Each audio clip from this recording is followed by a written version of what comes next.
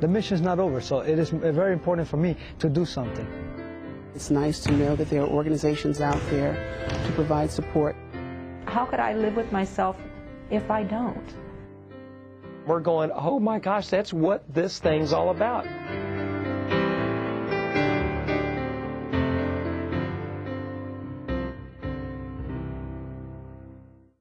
What do a bunch of songwriters in Dallas, 2 professional women in Virginia, a mother in Phoenix, and college students in New York State have in common?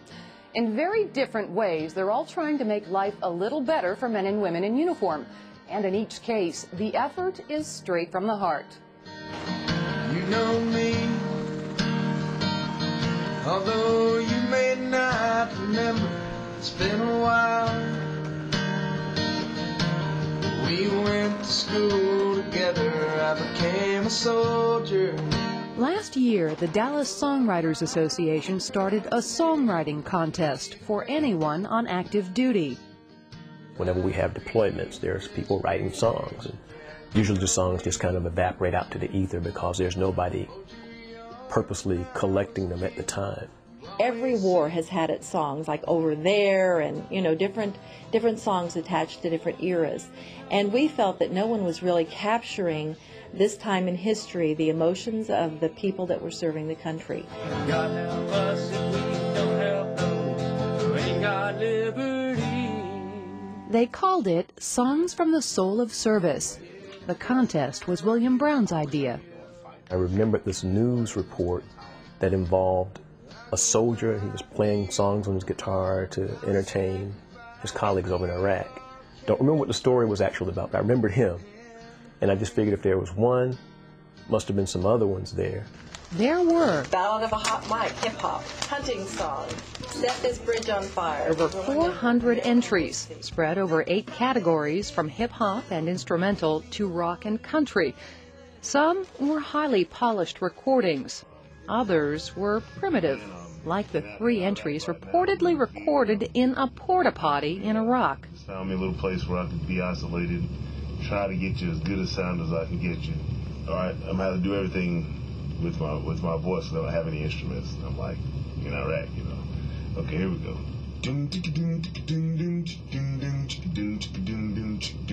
He recorded that in a porta potty in the middle of a sandstorm from the desert.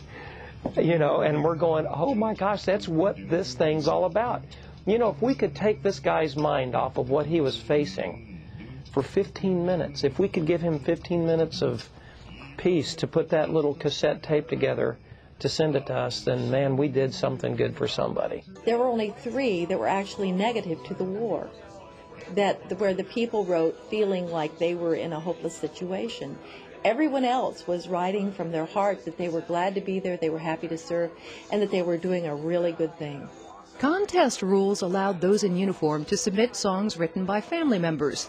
Lieutenant Colonel Dan Epwright submitted a song written by his wife about the difficulties of family separation during deployment. It made it to the semifinal list, but didn't win.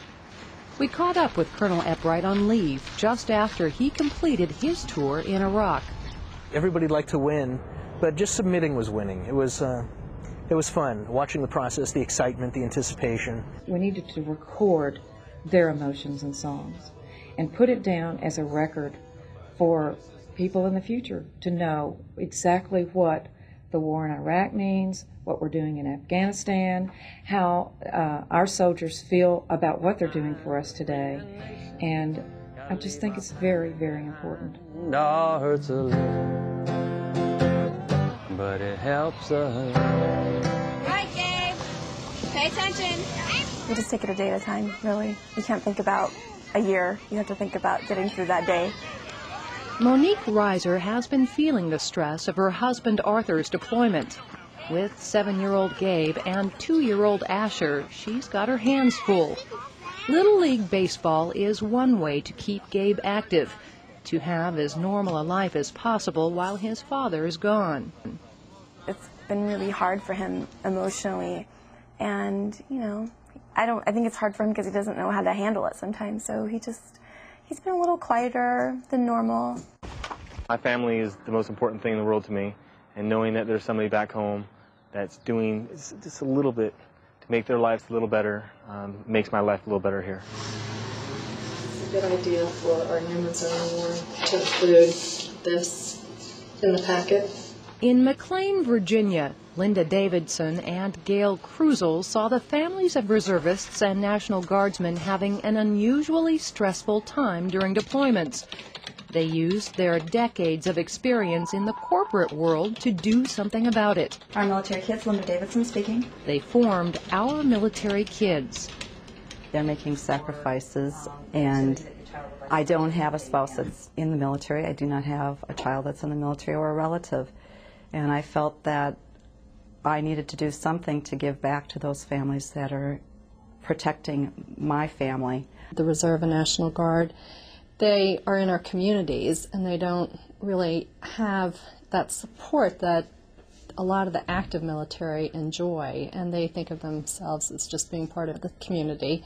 Our Military Kids offers grants to the families of deployed guardsmen and reservists for extracurricular activities, up to $500 for special school projects, tutoring, music lessons, and sports activities. It's right there. Grants are funded entirely by donations, small and large. The state of Virginia even made a contribution. Gabe got grants to participate in a science fair as well as Little League Baseball. In the civilian world, I'm a lawyer, so being deployed, the captain in the Army, not that I'm complaining, is a different pay level. These family budgets are cut, and the first thing that goes are really the extras, like a child's activities. And this is a time when a child really needs those things the most. I was very pleased to have found out about Our Military Kids. They were able to provide a $500 grant towards Brianna's registration and tuition fees this year, and that was a big help.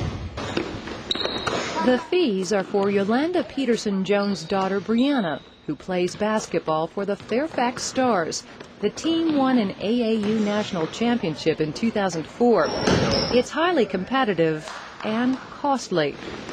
Registration can start anywhere from $200 to $350. That's just for uniforms and sneakers and practice space. There are practices or games almost daily.